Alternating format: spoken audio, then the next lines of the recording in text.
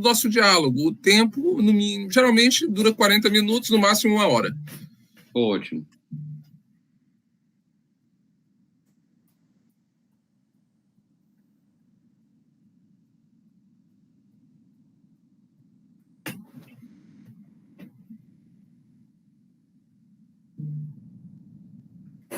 Olá, eu sou Paulo Ramos, professor titular do Departamento de Direito da Universidade Federal do Maranhão e do Programa de Pós-Graduação e Direito, Instituição de Sistema de Justiça da Universidade Federal do Maranhão.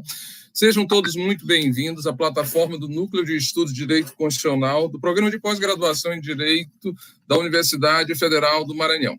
Na nossa live de hoje, temos como convidado o professor doutor Hugo de Brito Machado II. O professor Hugo de Brito Machado II, ele é professor associado da Faculdade de Direito da Universidade Federal do Ceará. Ele também é professor do Centro Universitário Cristo, onde ministra disciplinas e desenvolve atividade de pesquisa no programa de mestrado dessa instituição. Ele é também advogado, com renome especialmente na área do direito tributário. Ele foi coordenador também do programa de pós-graduação em Direito da Faculdade de Direito da Universidade Federal do Ceará, nos níveis de mestrado e doutorado nos anos 2012 a 2016. Ele desenvolveu atividades como professor, pesquisador, visitante na Universidade de Economia de Viena, na Áustria. Seja muito bem-vindo, professor Hugo de Brito Machado II. É uma satisfação tê-lo entre nós para falar de um tema bastante interessante, no caso, inteligência artificial e decisão jurídica. Boa noite a todos. Muito obrigado, professor Paulo. É um prazer estar aqui fazendo parte dessa atividade da Universidade Federal do Maranhão. É sempre uma alegria revê-lo, sempre uma alegria poder compartilhar com um amigo e compartilhar com seus alunos, com seus colegas pesquisadores, temas relevantes, temas em torno dos quais nós temos refletido, todos nós temos refletido, e que são desafiadores. Fico muito feliz, fico muito grato pelo convite. É sempre muito bom, ainda que virtualmente. Conversávamos agora há pouco, antes do início oficial do nosso bate-papo, conversávamos sobre esses tempos de quarentena e falávamos das facilidades, então, das facilidades que os meios de comunicação nos permitem. É sempre um prazer, por esses meios virtuais, ou não. Eu lembro de quando, numa ocasião, comi um excelente peixe preparado pelo professor Paulo, lá na residência dele, quando fui participar de uma banca na Universidade Federal do Maranhão. Sempre uma alegria encontrar os amigos, presencialmente ou virtualmente. É sempre bom. Fico muito grato, professor.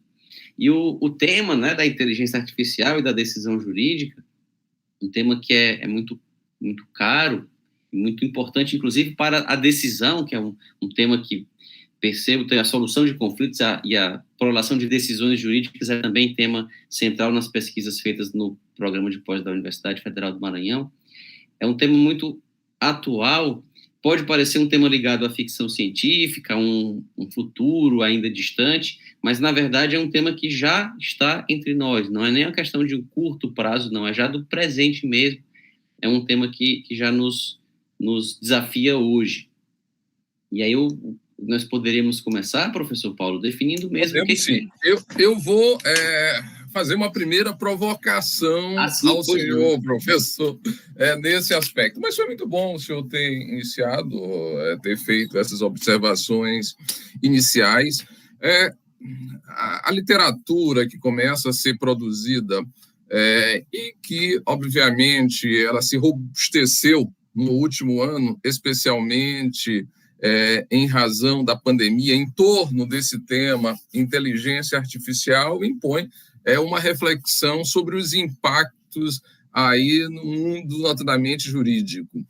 Por que, professor, hoje o jurista, o operador do direito, ele deve se preocupar com essa temática da inteligência artificial? Quais serão as repercussões a curto e médio prazo nas carreiras e nas profissões jurídicas? Excelente pergunta, professor. Excelente pergunta, excelente questionamento. As preocupações, nós devemos nos preocupar com isso, porque o impacto será multidimensional, será um impacto aliás, já está havendo esse impacto em diversas em diversas searas das profissões jurídicas. Primeiro, geralmente se diz que é sempre complicado até definir inteligência artificial. Nós podemos começar a nossa discussão já pela definição de o que é a inteligência artificial. E é difícil definir, porque é difícil definir inteligência.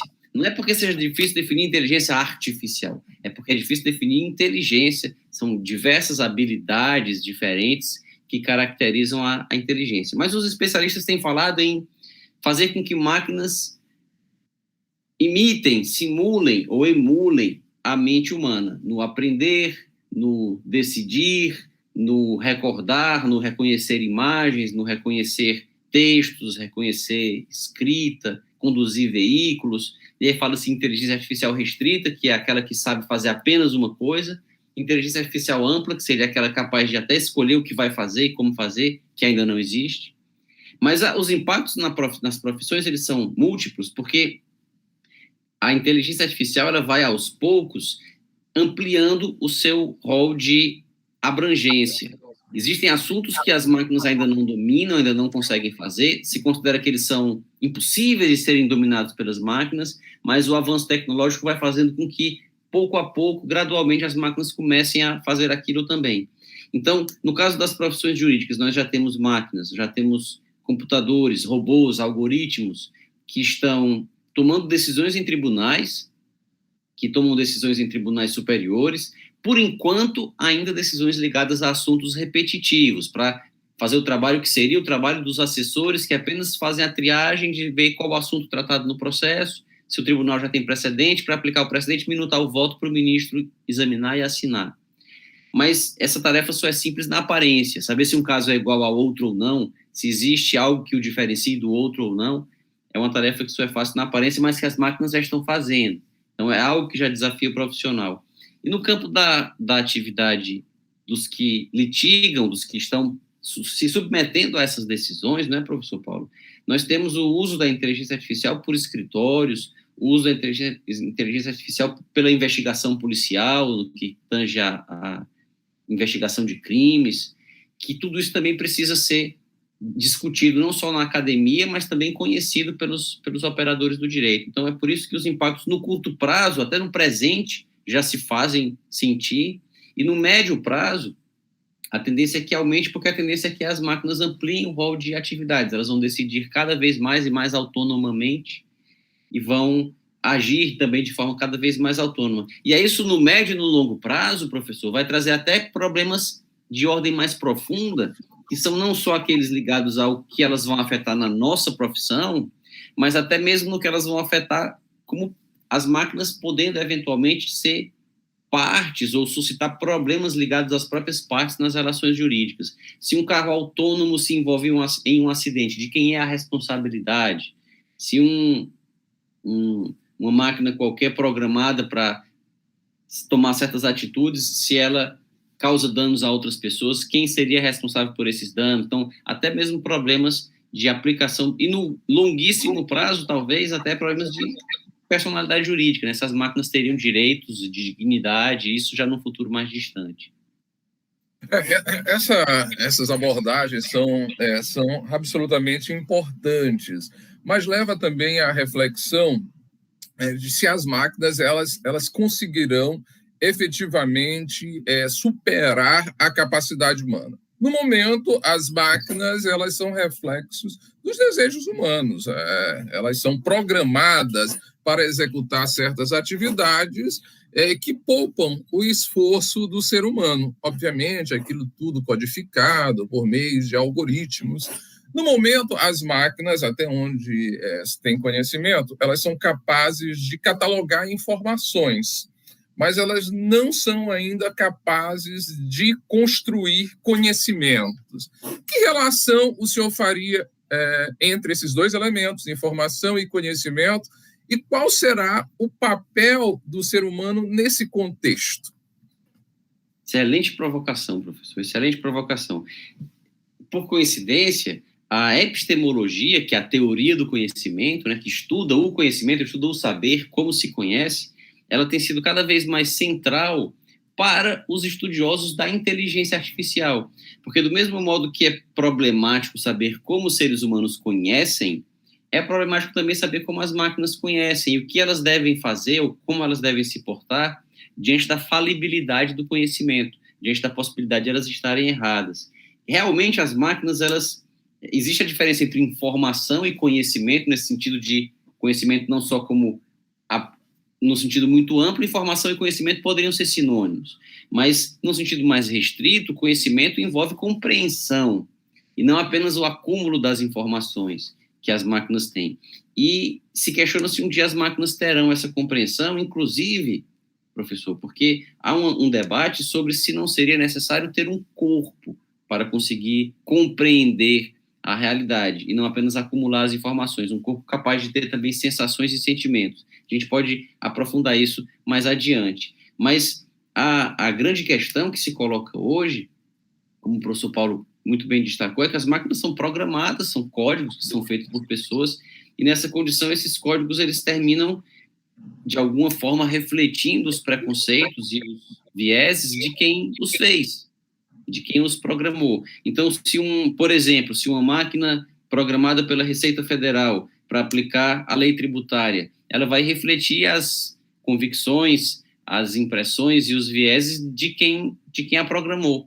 E vai processar as informações que até podem ser trazidas para ela por terceiros, mas a compreensão que elas, se um dia puderem ter essa compreensão, ou que os humanos terão a partir delas, será sempre uma compreensão enviesada, e é importante que se estude isso, não para abolir, não para ficar contra o uso das máquinas, mas para que se tenha uma segurança na correção dos erros. É sempre importante, diante da tecnologia, nem adotar aquela postura negacionista ou neoludista, digamos assim, uma postura de um ludismo de ficar contra as máquinas, mas também, por outro lado, de não ficar achando que elas são a panaceia para todos os problemas, porque elas continuarão tendo falhas, como tudo que é feito pelo ser humano tem falhas. E não que pelas falhas elas devam ser abandonadas, mas as falhas devem ser entendidas e conhecidas para serem manejadas, né?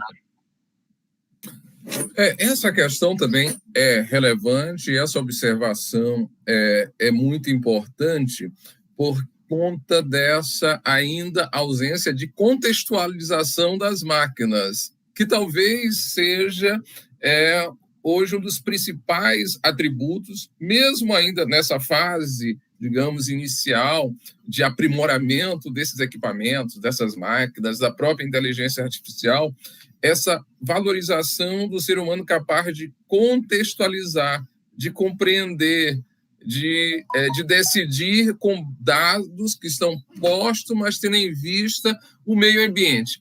Dentro dessa perspectiva, qual é o lugar que o senhor realmente imagina para um juiz, ou para um advogado, ou para um promotor, já que as ferramentas elas podem facilitar o chamado processo decisório, mas o processo decisório justo pode vir a ser afetado se esse elemento da contextualização, da ponderação, forem completamente ignorados. É verdade, professor, é verdade. E isso que foi dito agora pelo senhor em relação à contextualização, em relação a elementos que estão além daquilo que está sendo interpretado, isso lembra uma frase que os teóricos da inteligência artificial gostam de usar, que eles dizem que para as máquinas as coisas fáceis são mais difíceis. Essa é uma frase que todos os teóricos repetem para ilustrar que, por exemplo, as máquinas elas venceram o campeão mundial de xadrez ainda no final dos anos 90. Em 98, um computador feito pela IBM venceu o campeão mundial de xadrez e desde então as máquinas são invencíveis no xadrez, que é algo muito difícil. Jogar xadrez é difícil, jogar xadrez bem é difícil e vencer o campeão mundial, então, é algo impossível para outro ser humano. Mas as máquinas fazem isso com relativa facilidade hoje. Até um celular seria capaz de vencer um campeão sem muita dificuldade, se programado adequadamente. Mas coisas simples como reconhecer uma imagem, as máquinas têm muita dificuldade. Quando a gente vai, às vezes, entrar em um site que tem que se identificar, um dos testes para que a pessoa prove que ela não é um robô aparecer uma imagem e dizer assim, marque onde é que estão semáforos, ou marque onde tem bicicletas. E aí tem umas bicicletas assim meio escondidas, uma bicicleta por trás de um poste, e o ser humano reconhece facilmente que ele tem uma bicicleta, mas a máquina não consegue. E o elemento contextual explica o porquê disso. É porque quando nós, seres humanos, interpretamos as coisas, nós interpretamos sempre a partir de um contexto, porque nós temos o que se chama de senso comum, uma vasta gama de conhecimentos sobre a realidade. Então, para usar um exemplo, professor Paulo, bem banal, a seguinte frase, se nós trouxermos a seguinte frase para um ser humano, a bola de aço bateu na mesa de vidro e ela trincou. E a segunda frase, outra frase, a bola de vidro bateu na mesa de aço e ela trincou. Nas duas frases não está dito que é aqui substantivo, o pronome ela se refere. A bola de aço bateu na mesa de vidro e ela trincou. A bola de vidro bateu na mesa de aço e ela trincou. Mas quando nós falamos essa frase para um ser humano e perguntamos o que trincou, o ser humano em 100% das vezes, se estiver prestando atenção, feito esse teste, em 100% das vezes ele responde, no caso da bola de vidro que bateu na mesa de aço e trincou, que o que trincou foi a bola. Porque se sabe que vidro é mais frágil do que aço e que aço não trinca, mas vidro sim, sobretudo quando bate uma bola de vidro na mesa de aço. E o contrário, a bola de aço bateu na mesa de vidro e ela trincou. O que trincou foi a mesa. Mas as máquinas não conseguem acertar o que o pronome ela se refere, porque elas não têm esse elemento contextual. Elas não têm essa compreensão do que está para além da frase que elas estão interpretando.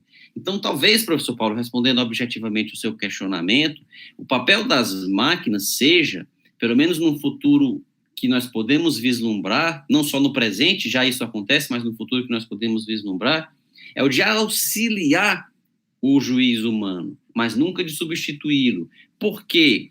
Porque seria mais ou menos como os computadores têm feito até hoje, só que num grau um pouco mais sofisticado. Antes nós escrevíamos as nossas petições em máquinas de escrever. Se errássemos, tínhamos que começar tudo de novo, colocar um errorex, ou então colocar um digo, né? Nas audiências antigamente. Quando eu iniciei a minha vida como promotor, era assim, errava, tinha que começar tudo de novo, porque eu detestava coisas borradas. Isso. E aí, com o tempo, surgiu o computador em que se podia editar o texto, salvar e imprimir quando tivesse tudo prontinho. Depois, as máquinas permitiram pesquisa na jurisprudência, pesquisa em banco de dados. Então, em vez de ter que procurar naquelas revistas de jurisprudência as decisões que nos interessavam, nós passamos a ter acesso a um banco de dados que já traz essas decisões de maneira mais rápida. Então, o que as máquinas poderiam fazer seria isso, oferecer possibilidades. Olha, para julgar esse caso, as teses relevantes seriam essas, essas e essas. Essa aqui o STF já decidiu, essa daqui já tem decisão do STJ e tal, mas a última palavra seria sempre do juiz humano. E aí, nesse ponto, professor, tem um perigo, que é o perigo do viés da automação, ou viés da autoridade algorítmica. Nós, humanos, temos sempre a tendência, no nosso cérebro, de achar que as informações que as máquinas nos trazem, por serem mais precisas, e por decorrerem de uma tecnologia cujo funcionamento nós não conhecemos, nós não compreendemos, o funcionamento interno dos chips dos computadores, nós tendemos a achar que elas são corretas. Então, se uma pessoa, por exemplo, está fazendo uma viagem num país desconhecido, que ela não domina o trânsito, e o GPS manda ir para um determinado caminho, ela começa a ir por aquele caminho, mas se for contramão, se for uma ponte quebrada, a pessoa vai mesmo assim porque o GPS mandou. E o passageiro no banco do passageiro desesperado, gritando, dizendo que ali é contramão, e não, mas o GPS está mandando vir por aqui. Então, as máquinas nos fazem cometer erros que nós temos dificuldade de enxergar, e é preciso ter atenção para isso. Isso é muito importante mesmo. Em relação ao sistema jurídico, depois eu quero voltar a essa observação sua. Comparando, vamos imaginar aqui, levantar essa hipótese, dois sistemas jurídicos. O nosso, que é uma verdadeira confusão, é um caos. Eu tenho pena até dos equipamentos, até das máquinas, para lidarem com o sistema jurídico brasileiro. E o sistema jurídico americano também é um Estado federal, assim como o Brasil também, mas lá, graças a mais à organização que, obviamente, no Brasil. Temos informações que alguns sistemas de inteligência artificial, esses sistemas são até capazes, são precisos em diagnosticar as decisões mais corretas ou os procedimentos a serem tomados para obter aquela decisão que está ali prevista pela inteligência artificial. Fez uma comparação, a inteligência foi muito mais precisa, 90% ou algo próximo a isso, enquanto os grandes juristas, os grandes técnicos, enfim, eles ficaram 10, 15 pontos abaixo desse sistema. Como é que o senhor vê aí o futuro desses advogados diante dessa situação? E no Brasil, como a situação se daria? As máquinas pifariam diante do caos do nosso sistema? Como seria possível que isso funcionasse aqui? Já que não há nós não temos essa possibilidade de certeza, dadas as anomalias, digamos assim, dos nossos mecanismos decisórios. É verdade, professor, é verdade. As máquinas teriam realmente muito problema, e a grande questão que se coloca é a seguinte: mesmo nesses exemplos citados, as máquinas elas teriam muita habilidade de propor soluções com base em critérios pré-estabelecidos, com base em precedentes, com base em normas que fossem editadas e que, de alguma forma, já tivessem solucionado problemas anteriores, e elas apenas fazem a analogia entre a solução anterior e o problema atual. Então, o STF já decidiu uma questão X, eu tenho diante de mim uma questão Y, mas que é análoga a X, então aquele precedente se aplica. A máquina pode fazer isso, mas ela teria dificuldade em decidir questões novas, questões que não tivessem sido ainda, que saiam daquele padrão. Porque, e aí entra um aspecto que eu tinha mencionado antes, que a gente pode agora tratar, que é o fato de que, para tomar decisões, e aí aqui já não é uma questão tanto de inteligência artificial, mas é uma questão mais de inteligência humana mesmo. Se diz que as principais matérias importantes para nós entendermos a inteligência artificial são aquelas ligadas à inteligência natural. Então, o que os programadores estudam hoje para conseguir elaborar máquinas que sejam inteligentes é a inteligência humana. Eles estudam filosofia, estudam epistemologia, hermenêutica, teoria cognitiva, neurociência, para entender como as máquinas devem replicar o humano. Fazendo uma comparação grosseira, professor, é como se nós fôssemos fazer um simulador de voo, construir um programa que simule o funcionamento de um avião, para que uma pessoa possa, com um controle, com um joystick, treinar a pilotagem de um avião. Nós precisamos saber aerodinâmica, saber física, para conseguir programar o computador de modo a imitar o movimento dos corpos na atmosfera e o movimento das asas e do leme, etc. Então, a mesma coisa para a inteligência artificial. Para imitar o cérebro humano, tem que saber como o cérebro de verdade funciona. E o que os neurocientistas têm, talvez, sugerido hoje é que as nossas sensações de certo e errado, os nossos sentimentos morais, eles têm uma raiz, eu não digo que eles se limitam a isso, mas eles têm uma raiz biológica. Até mesmo a biologia explica de onde vem a nossa ideia de bom e ruim, algo que a filosofia sempre teve como separado, os planos do dever ser e o plano do ser, o plano ôntico e o deôntico, né? A questão kantiana lá de como as coisas devem ser, de como as coisas são, como planos inseparáveis, e que a biologia tem mostrado que o que nos dá prazer, o que nos dá satisfação, o que nos dá um equilíbrio necessário à manutenção da vida, saciar a fome, saciar a sede, o sono, enfim, isso nos traz uma sensação de que aquilo é bom. E algo que nos coloca numa temperatura desagradável, ou desidratados, ou sem conseguir respirar, situações que nos colocam distantes do equilíbrio necessário à manutenção da vida, elas são desagradáveis e vimos como algo ruim. E o cérebro vai fazendo utilizando os mesmos circuitos cerebrais para julgar também os fatos como bons e ruins. E não é à toa que, quando nós falamos de fatos moralmente reprováveis, nós usamos as mesmas palavras e, às vezes, os mesmos circuitos cerebrais são ativados. Quando a gente fala que essa criança foi torturada e foi morta, eu tenho nojo de ver uma coisa dessas, isso é repugnante. São as mesmas sensações que nós usamos para falar de algo que nos traz desconforto físico. E as máquinas não têm corpo, elas não têm desconforto físico, então elas não teriam como tomar essas decisões. E pessoas, professor Paulo, que têm lesões cerebrais por conta de doenças ou de acidentes, nessas zonas do cérebro que são responsáveis pelas emoções, que são responsáveis por esses sentimentos, elas ficam sem conseguir tomar decisões depois. Pessoas que sejam extremamente frias, por não sentirem dor, medo, paixões no sentido mais amplo da palavra, elas não conseguem tomar decisão nenhuma. Aquela ideia de que a gente tem que separar razão e emoção para tomar uma decisão só é verdadeira em parte. Se a emoção prevalecer totalmente, a decisão pode ser equivocada, mas a total ausência de emoções também inviabiliza uma decisão, qualquer que seja ela. A pessoa não consegue decidir porque ela não consegue dar peso às opções.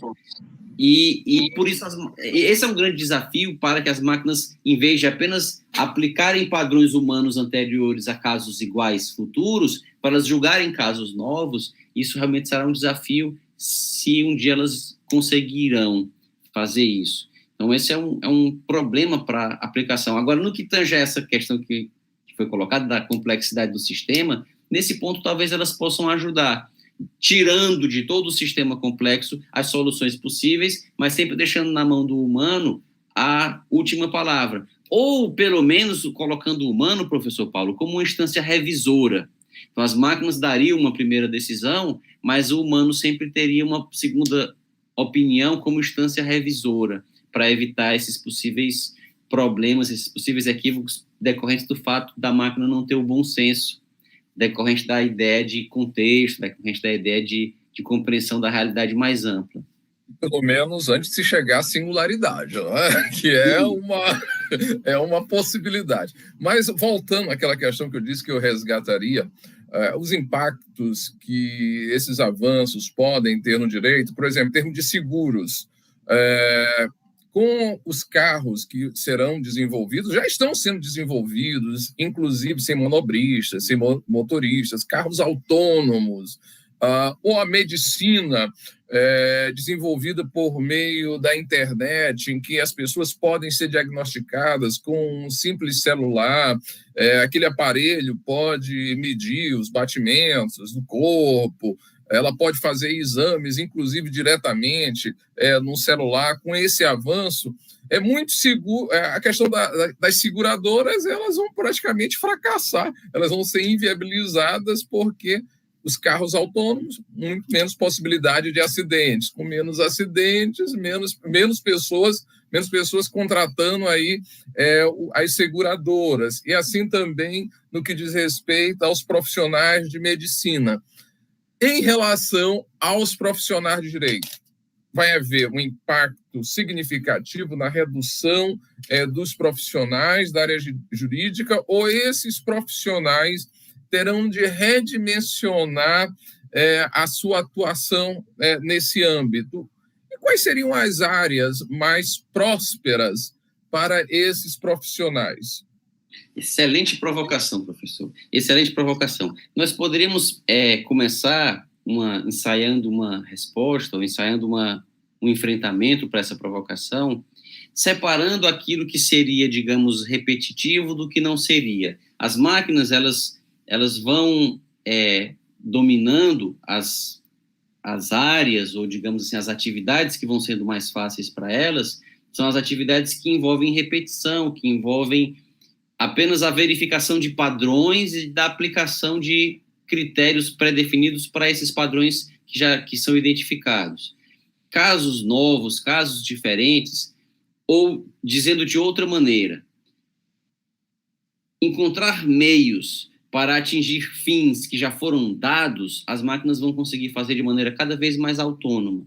Agora, discutir sobre quais são os fins que elas devem buscar, isso daí talvez ainda demore bastante a que elas consigam fazer sozinhas. E aí, nesse ponto, é que talvez fique o papel do profissional do direito. Então, aquele advogado que só copiava um modelo, aqueles grandes escritórios que tinham centenas de advogados júniores ou de estagiários que ficavam ali no Ctrl-C, Ctrl-V, e o mesmo vale para as repartições públicas, para os órgãos públicos, que tinham lá vários assessores, vários ajudantes ou auxiliares, estagiários, fazendo peças padronizadas, copiando a mesma contestação ou as mesmas contrarrazões de apelação, mudando o nome da parte, mudando eventualmente a data, o número do processo, mas os casos são todos muito parecidos ou iguais. As pessoas que faziam isso tal como aconteceu com as ascensoristas dos elevadores, ou cedo ou tarde acontecerá com os motoristas de táxi, quando os carros ficarem autônomos. Então, essas tarefas elas vão sendo substituídas pelas máquinas, porque são apenas encontrar meios para alcançar fins que são dados para as máquinas pelos humanos. Agora, discutir esses fins, as máquinas ainda não conseguem. Então, por exemplo, professor, a Receita Federal já usa algoritmos para nos fiscalizar. Esses algoritmos talvez dispensem o trabalho de alguns fiscais. No caso das empresas, eles podem dispensar o trabalho de alguns contadores, que apenas repetiam ali algumas rotinas. Agora, quando surge o momento de decidir como contabilizar isso, eu contabilizo isso como despesa, essa despesa é dedutível para fim de imposto de renda, a máquina não vai conseguir decidir isso sozinha. O auditor que for examinar aquela máquina, ele pode também não conseguir decidir sozinho se é o caso de autuar ou não.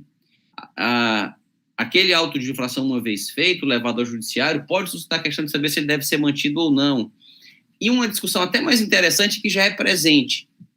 O que as máquinas devem procurar quando elas fiscalizam um contribuinte? Já existem, professor, sistemas que fiscalizam contribuintes no Brasil em vários setores diferentes, mas especialmente nas importações. Quando pessoas chegam de viagem, são mecanismos de inteligência artificial que selecionam quem vai ser parado e quem não vai ser parado para ter a mala aberta, revistada e tudo. Os principais aeroportos têm câmeras que reconhecem os passageiros quando eles vão passando, por reconhecimento facial, e há um cruzamento de diversas informações e o algoritmo decide quem vai ser parado e quem não vai. E a questão que se coloca é que isso dá mais eficiência para o trabalho do fiscal. O fiscal não tem mais que parar não pode parar todo mundo, não daria, e ele não vai parar só com base no achômetro dele, no desconfiômetro dele, ele vai parar com base em critérios mais objetivos. Mas aí se coloca, quais critérios são esses? Será que esses critérios são legítimos? As máquinas não têm como decidir isso, não tem como decidir quais os critérios que elas vão seguir. E aí talvez esse seja o ponto em que o profissional do direito pode atuar para questionar esses critérios que as máquinas usam, em vez de adotar como pronto e acabado, aceitar como pronto e acabado o resultado do trabalho dela. Então esse é um aspecto que fica ainda em aberto, ainda por bastante tempo, mesmo quando elas já estiverem fazendo muita coisa sozinhas. O porquê? Por que para, geralmente, as pessoas que vão para a cidade X, não as que vão para a cidade Y? Por que para mais homens do que mulheres, ou mulheres do que homens? Será que não há aí algum preconceito que está sendo reproduzido dentro da máquina? Esses são aspectos que o profissional do direito ainda vai ter muito espaço para refletir. Só o Ctrl-C, Ctrl-V é que talvez com o tempo vá sendo... As pessoas que fazem o Ctrl-C, Ctrl-V é que vão sendo substituídas. Mas as que constroem a primeira tese que vai ser objeto do Ctrl-C, Ctrl-V, ou sobretudo as que constroem as decisões que vão refutar e derrubar e superar do Ctrl-C, Ctrl-V, talvez as máquinas ainda demorem a desempregá-las. Outra questão, professor, qual seria a sua avaliação sobre o fato de a inteligência artificial ela vir a contribuir para a construção de um universo social menos complexo e, portanto, mais sujeito a controle, mais sujeito à fiscalização e menos suscetível a erro, principalmente por conta do cruzamento de dados.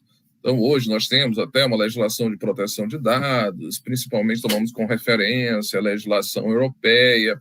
Enfim, nossos dados estão expostos. O grande ouro ou o grande ouro negro, o petróleo do século XXI são os dados, né? Porque os dados, as grandes empresas de tecnologia se utilizam deles para ganhar ainda mais dinheiro, facilitar os seus negócios ou negócios de terceiros. Enfim, a inteligência artificial construirá uma sociedade absolutamente sob controle e construirá uma sociedade menos complexa. Construindo uma sociedade menos complexa, isso quer dizer que nós teremos um número reduzidíssimo de profissionais do direito para atuar, obviamente, nesse mundo menos complexo, ou esse fato não será concretizado? Eu tenho dúvidas, professor. Sempre quando a gente fala do futuro, é sempre difícil, porque os economistas, eles são especialistas em explicar as crises depois que elas acontecem, mas às vezes quando a crise está no nariz deles, eles não conseguem prever a crise. E Nassim Taleb, né, o autor daquele o Cisne Negro, ele explica muito, muito bem por que isso acontece. A realidade é muito complexa, e nós não temos como prever os efeitos de todos os fatos e todas as encruzilhadas que o futuro vai percorrendo. Depois que as coisas acontecem, olhando para trás é fácil de explicar, mas olhando para frente é difícil de prever. Então, não sei se nós teríamos realmente uma sociedade menos complexa, no sentido, se nós encararmos complexidade como a soma de partes que interagem entre si e que geram um todo diferente da mera soma das partes, naquele sentido de complexidade. Nesse sentido, eu não sei. Talvez nós tenhamos uma sociedade menos complexa, no sentido de que as máquinas elas podem dar mais uniformidade às relações, às decisões, ao tratamento dado às decisões, e talvez não só mais uniformidade, mas facilitar o trabalho. Então, menos complexidade nesse sentido, de ser uma coisa menos difícil.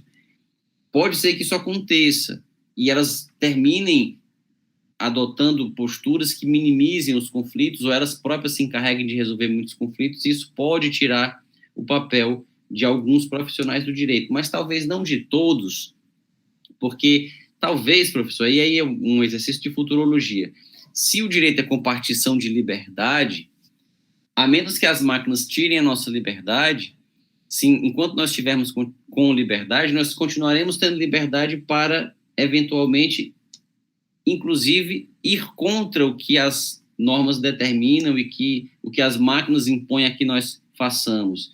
Então, por exemplo, pode ser que os algoritmos fazem com que seja cada vez mais difícil para as pessoas do exterior, por conta desses algoritmos de reconhecimento de passageiros e tudo, seja cada vez mais difícil, isso diminui o número de conflitos, mas isso não impede que um algoritmo desse, por exemplo, pegue um passageiro que não era muambeiro e mesmo assim ele vai ser autuado, ele pode se insurgir contra isso, e pode ser também que alguém ainda assim encontre uma forma de desafiar o algoritmo e de fazer com que se adote uma postura que não estava prevista, que não era esperada e gere um conflito. Mais ou menos como naquele filme lá do Gattaca, né, que a sociedade era talvez uma sociedade parecida com essa que foi imaginada na sua pergunta.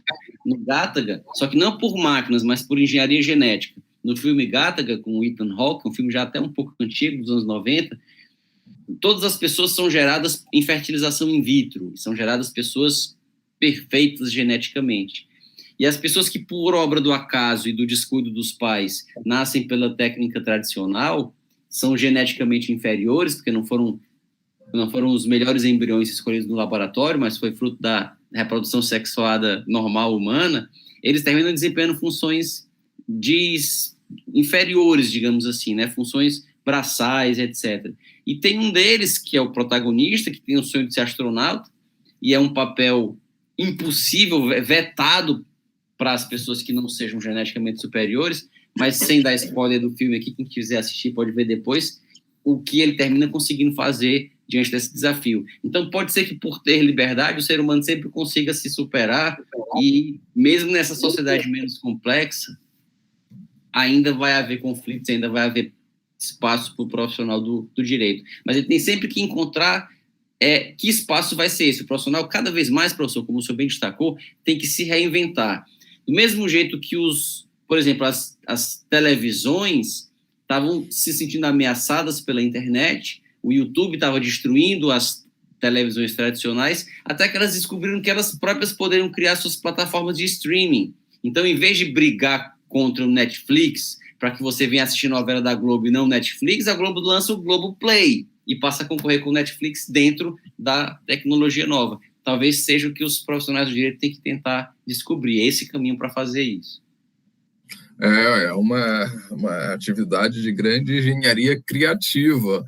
Podemos lembrar das próprias máquinas fotográficas tradicionais. Quem ainda usa são só as pessoas que adoram guardar relíquias e tal.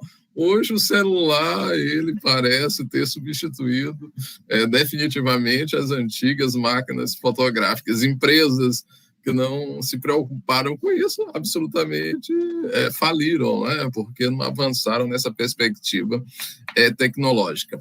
Mas outra avaliação sua. O senhor já, de alguma maneira, já respondeu, mas eu vou reformular essa pergunta para ouvi-la um pouco mais. Nós tivemos... eu não vou falar aqui propriamente do Brasil, nem tocar nessa questão de pandemia, nem na questão de ignorância dos políticos brasileiros ou dos políticos do estrangeiro em relação a comportamento. Mas, de qualquer maneira, há uma sacralização da ciência, e é importante, em larga medida, claro, que a ciência ela tem trazido avanços muito significativos. Nós temos visualizado a ciência quase como invulnerável, ela tem determinadas verdades, ela traz segurança, e esse contexto todo nós nos agarramos a essas verdades que são construídas, mas, ao mesmo tempo, todo esse contexto aparentemente favorável, que é trazido pela ciência, pelos conhecimentos, pela inteligência artificial, e mesmo reconhecendo essa perspectiva utópica da luta pela liberdade, o homem não vai abrir mão jamais da oportunidade de realizar seus sonhos. O caminho que nós estamos percorrendo não é um caminho que, nesse mundo absolutamente desigual, ele trará exclusões quase que inafastáveis para boa parte da humanidade? Essa é uma possibilidade. É uma possibilidade, professor. A tecnologia, ela tem a capacidade, e houve no início uma ideia, existe um livro, acho que é do Thomas Friedman, que é O Mundo é Plano. Ele escreveu esse livro já faz algum tempo, e ele tinha nesse livro uma visão bem entusiasta da tecnologia, como a tecnologia sendo capaz de reduzir a desigualdade. Por que ela reduziria a desigualdade? Porque ela tiraria os intermediários entre os titulares dos méritos e os resultados, o público. Então, no passado, um cantor, não bastava que ele tivesse uma bela voz, talento, ritmo, ele tinha também que ter uma boa gravadora. Ele tinha que ser abençoado por uma boa gravadora que adotasse, que abraçasse, que apostasse nele. Senão ele, por mais talentoso que fosse, ele morreria desconhecido. A mesma coisa um escritor, se não encontrasse uma editora que quisesse publicar os seus escritos, a mesma coisa um ator, um dançarino, enfim. E com a internet, com o barateamento dos celulares, que todos têm câmeras de alta performance e tudo, qualquer pessoa poderia gravar um vídeo cantando uma música, tocando um instrumento, colocar na internet, ser assistida pelo mundo inteiro, sem precisar que uma empresa de televisão, que geralmente são detidas por pessoas que têm muito poder econômico, tivesse que transmitir aquilo, e com isso haveria uma maior igualdade de oportunidades, digamos assim. Mas terminou acontecendo que a tecnologia mostrou uma outra face, que foi a face de também poder incrementar as desigualdades. Tem um livro, que é o livro da Cat O'Neill, que se chama Armas de Destruição Matemática. A tradução não ficou muito boa, porque tirou um pouco da graça do trocadilho que ela fez, Weapons of Math Destruction, que é para fazer math, tem uma pronúncia parecida com math de matemática e mass de massa. Então, armas de destruição matemática, em inglês, soa quase como a mesma coisa, é um trocadilho.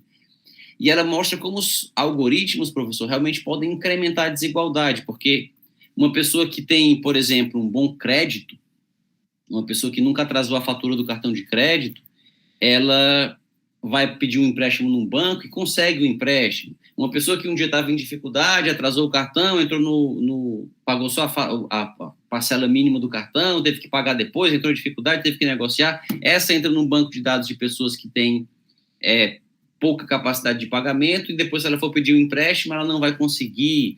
E isso se reflete em vários outros setores, até mesmo, para usar um exemplo bem atual, o Google Tradutor, existem vários testes que podem ser feitos com ele que mostram como ele é preconceituoso. Se nós tentarmos traduzir palavras do inglês para o português, ou existem várias línguas que têm palavras que são neutras, e quando elas são traduzidas para línguas que as palavras não são neutras, quando elas têm gênero, o gênero não é pronominal, no inglês o gênero é pronominal. Doctor pode ser um homem ou uma mulher, e a gente só vai saber se tiver um she ou um he antes, ou depois, ou em outra frase. Mas só a palavra doctor não diz se é médico ou médica, em português, em francês. Aí nós temos, dependendo da terminação, sabe se é homem ou mulher, ou masculino ou feminino. E nesse caso, se nós traduzirmos palavras do inglês para o português, por exemplo, the doctor, ele vai traduzir o médico. Se a gente colocar the nurse, ele vai traduzir a enfermeira. Por que não traduz o enfermeiro? Então, existem vários testes que a gente pode fazer com o Google Tradutor e esses testes mostram como o algoritmo é preconceituoso. E isso, num contexto mais amplo, é só um exemplo muito banal, mas que mostra o quanto eles podem, dentro dessa ideia de regular toda a sociedade, fazer isso a partir de padrões que são enviesados por preconceitos e que eles vão ser acentuados. No âmbito, por exemplo, das polícias, nos Estados Unidos existem várias polícias, departamentos de polícia, que usam algoritmos para saber onde eles devem concentrar as patrulhas. E as patrulhas se concentram nos bairros tidos como mais violentos. São, por coincidência, os bairros mais pobres, que passam a ser muito visitados pela polícia. E a polícia, óbvio, vai encontrar mais infrações ali do que nos outros, não por outra razão, mas porque ela está o tempo todo ali. Pode ser que um jovem com um cigarro de maconha passando numa calçada num bairro rico, ele não vai ser visto porque a polícia não está lá, mas se for no bairro pobre, ele vai. E aí ele vai ser apanhado, vai ser preso. Isso vai aumentar a estatística daquele bairro, vai fazer com que mais policiais fiquem ali. Isso, como a Cat O'Neill mostra, termina acentuando mesmo a desigualdade. Então tem esse outro lado da moeda. A tecnologia por si não é boa nem ruim, mas como tudo que o ser humano faz, ela pode, como a radioatividade, como a energia nuclear, como tudo que o ser humano faz, ela pode ter um uso bom e um uso ruim, realmente. Professor, nós já estamos chegando aqui ao final da nossa live. Eu farei uma última pergunta ao senhor, que é o tema da nossa temática de discussão: inteligência artificial e decisão jurídica. Hoje, a inteligência artificial, neste momento, tem contribuído para robustecer o ator que vai se posicionar nesse cenário, que vai utilizar essas informações para tomar uma posição em relação a determinado caso, sob avaliação do judiciário, vamos dizer assim, sob avaliação jurídica, ou ela tem contribuído muito mais neste momento para tornar mais bruta a pessoa, menos polida, menos disposta ao trabalho, menos propensa aos estudos? Qual é a sua avaliação hoje? A tecnologia contribuiu para embrutecer, quer dizer, para emburrecer mesmo, para fazer com que as pessoas não se dediquem o suficiente diante das facilidades trazidas pela tecnologia e a inteligência artificial, ou tem servido de alguma maneira para estimular essas pessoas a estudarem mais, a verem outros caminhos para aprimorar as suas carreiras, obviamente, da área jurídica? Excelente pergunta, professor, como todas as outras o foram também. Esse questionamento, ele toca em outro ponto, como todos eles tocaram em pontos sensíveis e polêmicos do assunto, ele toca num ponto que é o de que o nosso cérebro, ele tende a não se dedicar mais a fazer aquilo que a máquina passa a fazer por ele. Nós temos vários exemplos disso, já até do passado. As pessoas começam a usar máquina de calcular, elas desaprendem a fazer conta de cabeça. As pessoas começam a usar o celular, por exemplo, para armazenar os números de telefones dos seus contatos, elas perdem a habilidade de decorar esses números. Eu, por exemplo, só conheço de memória os números de telefone das pessoas que eu aprendi o telefone delas antes de usar os smartphones. que foi mais ou menos em 2006, 2007, surgiram os primeiros smartphones. Até então, nós tínhamos aqueles telefones que tinham só teclas com números. E até tinha agenda nesses telefones, mas tinha que apertar o 2, não sei quantas vezes para escolher o A, o B, o C, aí o 3 para escolher o D, o E, o F. E eu não tinha paciência, eu preferia decorar. Então, sabia telefone de amigo, mãe, pai, escritório, tudo eu sabia. Depois de 2006, não tinha telefone mais de ninguém, que eu aprendi depois disso, porque tem lá o contato no celular, se eu perder os contatos, eu não tenho mais telefone de ninguém. A mesma coisa para o GPS. A pessoa começa a dirigir pelo GPS, ela perde a capacidade de se orientar, a capacidade geoespacial de se orientar. E isso pode acontecer também com a capacidade de raciocinar em termos de resolução de problemas, de estudar, de ir atrás de informações. Ah, para que eu vou precisar decorar isso se tem na Wikipedia, se tem no Google, se tem não sei onde, etc. Isso realmente pode acontecer. Eu não sei dizer ainda qual o reflexo que isso está tendo sobre as pessoas. O que eu tenho observado em relação à decisão jurídica, que já está acontecendo, professor, é um embrutecimento, talvez. A inteligência artificial tem um grande mérito, que é o da rapidez. Então, um tribunal que os assessores humanos poderiam julgar casos repetitivos, aplicando lá o Ctrl+C, Ctrl+V, eles julgariam 100 processos numa tarde, o computador julga 1000 em 2 minutos, em 5 minutos. Então, nesse ponto, não há dúvida de que há um avanço, mas a dificuldade de solucionar problemas causados nessas decisões, de entrar, por exemplo, com embargo de declaração para mostrar que não foi daquele jeito, para explicar para o ministro que aquele caso é diferente e tal, isso tem ficado mais difícil. E aí, realmente, isso lança um desafio, se a gente sabe que as máquinas já estão decidindo no STJ, no STF, em muitos tribunais de justiça. Eu tive uma notícia, professor, participando de um evento no Rio Grande do Sul, online, que o TRF4, ele teve que pegar de volta, isso é um outro problema que a gente nem discutiu, mas que tem relação com essa sua pergunta também, que é o seguinte, que todos os atores do fenômeno jurídico, eles têm que se adequar por igual. O TRF4, ele se informatizou, ele passou a usar algoritmos para tomar decisões repetitivas, aqueles despachos de mero expediente, mandar a parte contrarrazoar diante da inicial, mandar o autor replicar diante da contestação, mandar contrarrazoar a apelação diante da apelação apresentada. Essas decisões passaram a ser tomadas automaticamente pelo sistema. E outras também mais simples.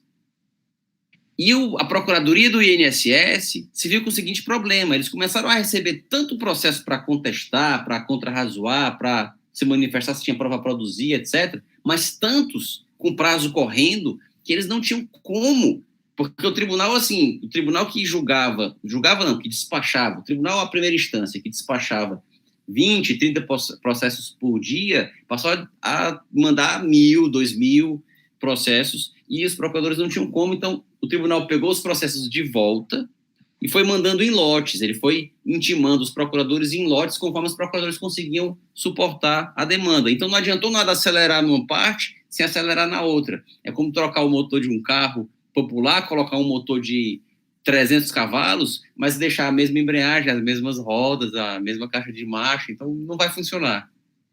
É preciso que a engrenagem toda esteja em sintonia, algo como aconteceu na Estônia, por exemplo, um governo completamente digital, todas as instâncias, os dados todos cruzados. Mas é um tema muito interessante, é um tema que podemos trabalhar, inclusive, com casos concretos em outra oportunidade. Professor, eu quero agradecer imensamente a sua participação conosco aqui nesta live, na plataforma do Núcleo de Estudos Direito Constitucional. Desejar ainda muito sucesso, muito mais sucesso aí nas suas atividades. E a universidade está aqui à sua disposição. Muito obrigado, professor. Fique à vontade. Eu que agradeço, professor. A recíproca é verdadeira, a Universidade Federal do Ceará e a Unicristo estão ambas também à sua disposição aqui para nós realizarmos trocas institucionais de informações, de pesquisas, de projetos, e devo reiterar meus agradecimentos, a minha satisfação de estar consigo aqui, com seus alunos, com todos que nos assistem, para trocar essas ideias e de aprender com provocações tão brilhantes como foram as que foram feitas. Muitíssimo obrigado. Eu que agradeço, professor. Um grande abraço. Um abraço, tudo de bom. Até logo.